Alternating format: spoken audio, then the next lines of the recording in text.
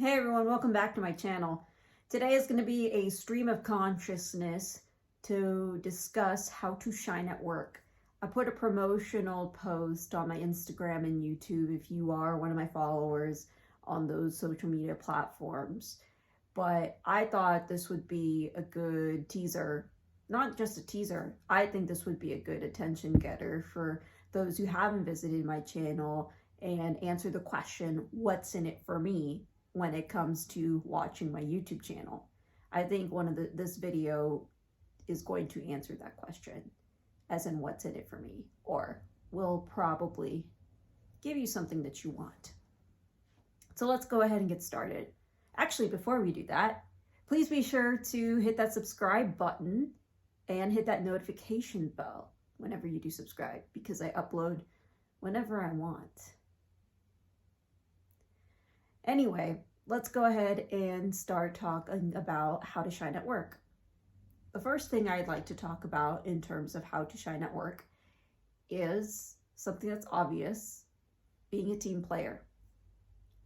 When you're collaborating with the team, people are more likely to develop trust with you, develop that rapport with you, and you know that you're not only leaning on them, but they can lean on you.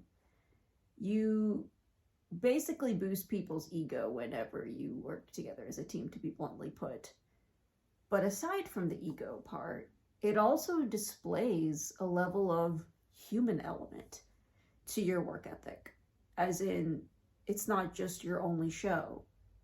There's a level of distrust people can get whenever you do everything by yourself. And it's sad to say, but it also comes from a lack of confidence sometimes in that, am I not enough to help this other person out? Or how come I'm not in the loop?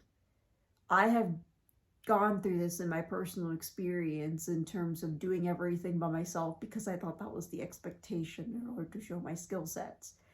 But in reality, it was not showing that I was a team player. So make sure you are a team player. Make sure you are in tune with your team in order to shine at work. Next thing I'd like to talk about in terms of shining at work is filling the gaps that are at work. What I mean to say is, if there's a need that people need fulfilled, fill that gap. If there's a skill set that people need, fill that gap. I mean, you were hired to do a certain job. Now, there's a caveat to where I will put on that. Make sure they're required gaps, not necessarily the auxiliary gaps.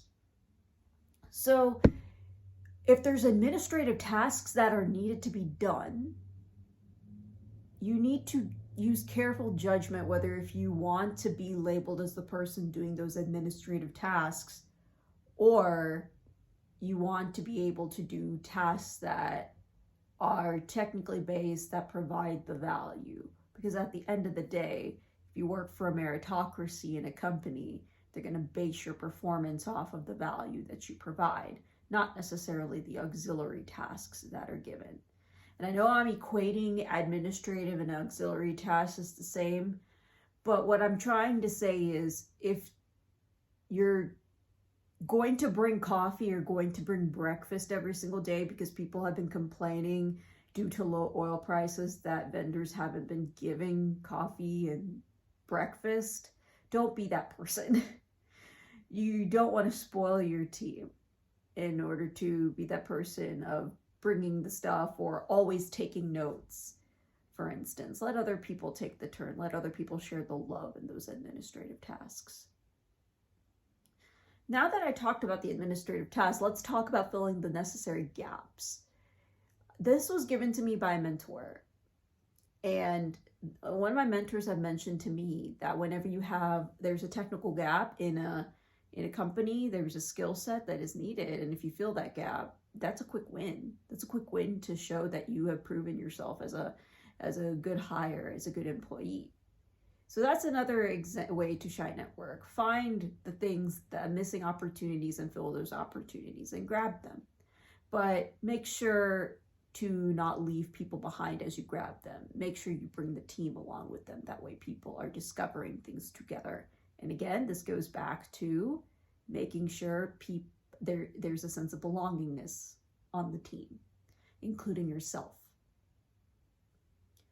Now, the next thing I'd like to talk about in terms of how to shine at work is finding other people's motivations and giving them what they want.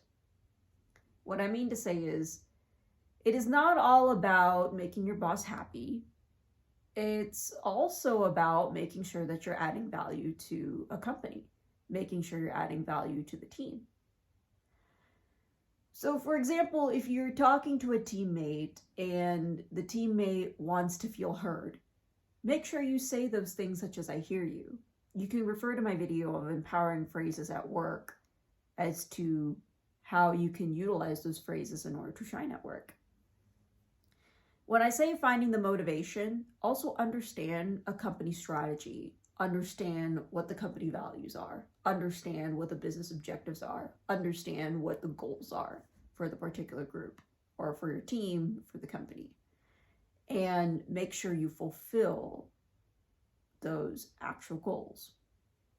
Every year we come up with goals, or I've come up with goals in order to fulfill those particular objectives throughout the year. And I make sure those objectives are tied to what the company's objectives are, or what the team's objectives are, or the necessary questions that are needed to be answered, because then you can easily tie your performance to those particular metrics. So finding the motivation and giving people what they want, and this is a broad way. I've provided a broad spectrum of what that entails, whether if it's a particular teammate, your boss, or whether if it's a company strategy. You can fulfill that, and that's how you can shine at work. Now, the final thing I'm going to mention in terms of how to shine at work, it's not about doing more. It's about doing more on fewer things. There's a book I read recently called Great at Work, and I'll put the citation below when I publish this video in the description box. But there is a girl that was referred into the book that the author named as Natalie. And Natalie had really good PowerPoint slides. But the difference between Natalie and the author is that the author spent hours and hours at work, would burn the midnight oil to create the slides.